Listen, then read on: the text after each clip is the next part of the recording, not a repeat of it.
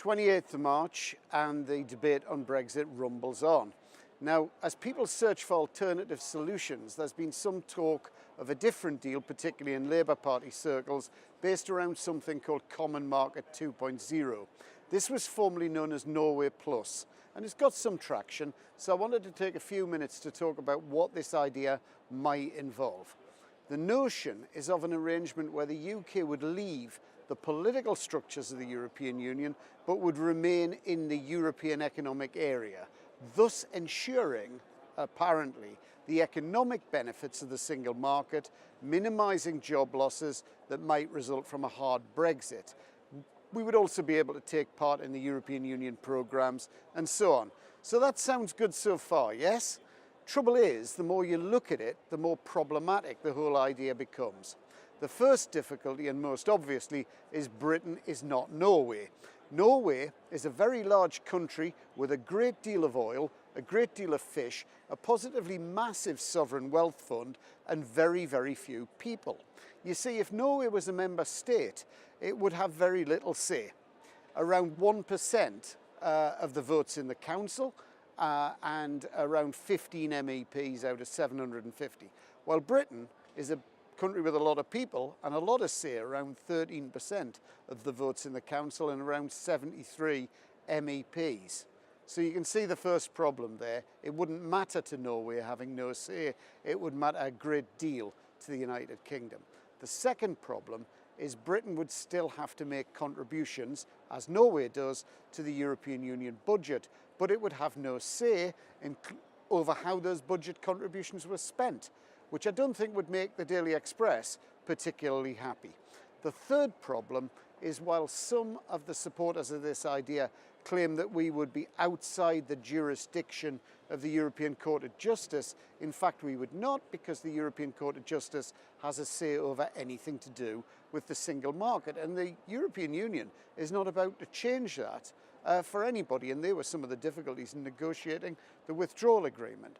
The fourth problem is that we would not have any greater control over our borders than we have at present. At the moment, we're not members of the Schengen area, so we have freedom of movement, but it's kind of limited. It's not passport-free travel, so that would still apply.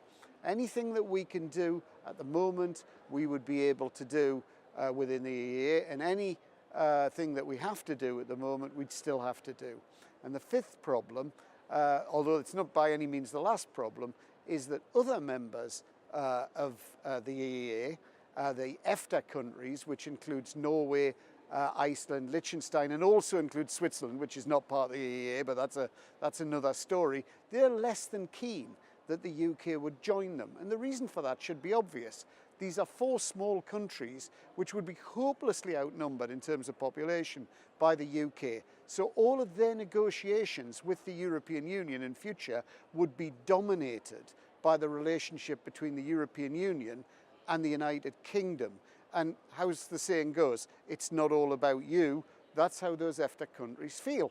So will it work in practice? I don't know. The problems, however, theoretically go on. So this is not a panacea for the UK's future relationship. The upshot of all of this is that the arguments that have been going on in the United Kingdom over Brexit for the last 10 years would simply continue as before.